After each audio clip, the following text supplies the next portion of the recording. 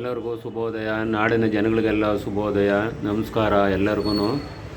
ಏನಪ್ಪ ಅಂದರೆ ಇವತ್ತು ಮಂಗಳವಾರ 9ನೇ ತಾರೀಕು 7ನೇ ತಿಂಗಳು 2024.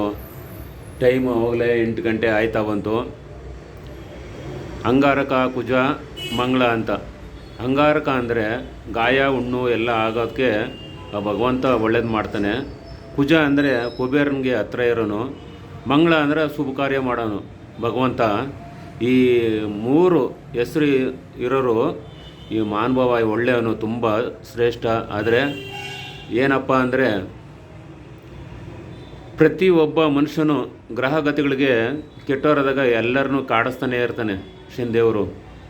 ಗುರು ಶನಿ ಇಬ್ಬರು ಇಲ್ಲ ಅಂದರೆ ರಾಹು ಕೇತುಗಳು ಬರ್ತಾರೆ ಮನೆ ಒಳಗೆ. ಏನಪ್ಪ ಅಂದರೆ ಅದಕ್ಕೆ ಇದಕ್ಕೆ ವ್ಯತ್ಯಾಸ ಏನಿದೆ ಅಂದರೆ ಭಗವಂತ ಶನಿ ಗುರು ಇಬ್ಬರು ಚೇಂಜ್ ಆದಾಗ ರಾಶಿಯಲ್ಲಿ ರಾಹು ಕೇತುಗಳನ್ನೇ ಇದು ಮಾಡ್ತಾರೆ. ಆ ಉದ್ದೇಶಕ್ಕೇ ಈಗ 12 ರಾಶಿಗೂ ಶನಿದೇವರು ನಾನಾ ಥರ ಕಷ್ಟ ಕೊಡ್ತಾನೆ ಇದ್ದಾನೆ. ಆದರೆ ಜನ ಅರ್ಥ ಮಾಡ್ಕೊಂಡಿಲ್ಲ. ಈಗ ಒಂದು ರೋಗ ಬರ್ತಾ ಇದೆ, ಅದನ್ನು ಡೆಂಗಿ ಜ್ವರ ಅಂತ ಹೇಳ್ತಾರೆ. ಆ ರೋಗ ಹುಷಾರಾಗಿ ಕಾಪಾಡ್ಕೋಬೇಕು.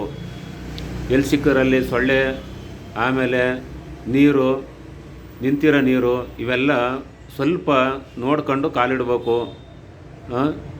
ಆಮೇಲೆ ಮನೆ ಸುತ್ತು ಸ್ವಲ್ಪ ಹಸಿರು ಗಿಸ್ರು ಇದ್ದರೆ ಅದನ್ನೆಲ್ಲ ಕ್ಲೀನ್ ಮಾಡ್ಕೋಬೇಕು.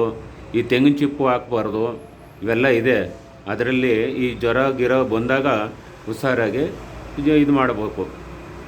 ಅಂಗಾರಕ ಕುಜ ಇವು ಮಂಗಳ ಅಂದರೆ ಇವರೆಲ್ಲ ಏನು ಒಳ್ಳೆಯವರೇನೆ, ಆದರೆ ಕೆಟ್ಟವರಾದ್ರೆ ಮಾತ್ರ ಎಲ್ಲ ಮಾಡೋದು.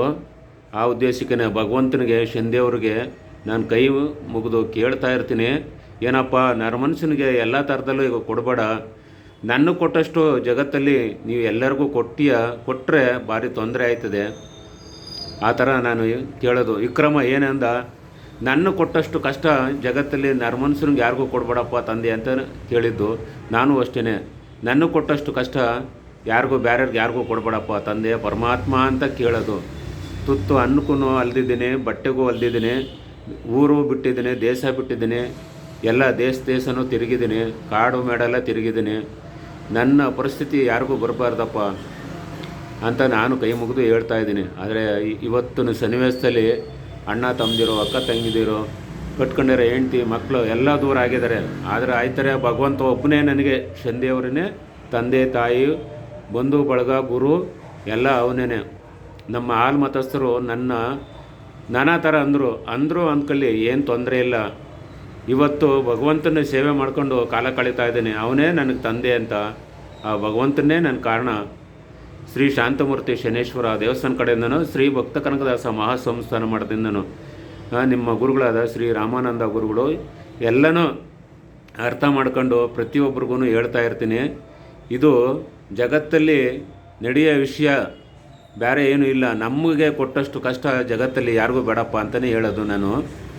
ಭಗವಂತ ಅಂತಿಂಥ ಕಷ್ಟ ಎಲ್ಲ ಕೊಟ್ಟಿದ್ದು, ತಿನ್ನೋಕೆ ಅನ್ನ ಇಲ್ಲ, ಉಟ್ಕೊಂಬ ಕೊಟ್ಟಿಲ್ಲ, ಆ ಪರಿಸ್ಥಿತಿಲೆಲ್ಲ ಮಾಡ್ದ. ಅದನ್ನು ನೀವು ಅರ್ಥ ಮಾಡ್ಕೋಬೇಕು. ಮುಂದಕ್ಕೆ ಹೆಜ್ಜೆ ಇಡಬೇಕಾದ್ರೂ ಪ್ರತಿಯೊಬ್ಬರನ್ನು ಹೆಜ್ಜೆ ಇಡಬೇಕಾದ್ರೆ ಅದು ಯೋಚನೆ ಮಾಡಿ ಹೆಜ್ಜೆ ಇಡಬೇಕು. ಇಷ್ಟೆಲ್ಲ ಹೇಳಬಲ್ವಿ ನೋಡಿ. ಒಳ್ಳೇದಾಯ್ತದೆ. ಭಗವಂತ ನಂಬ್ಕೊಂಡು ಹೋಗಿ, ಎಲ್ಲರಿಗೂ ಒಳ್ಳೇದಾಯ್ತದೆ. ಶುಭೋದಯ.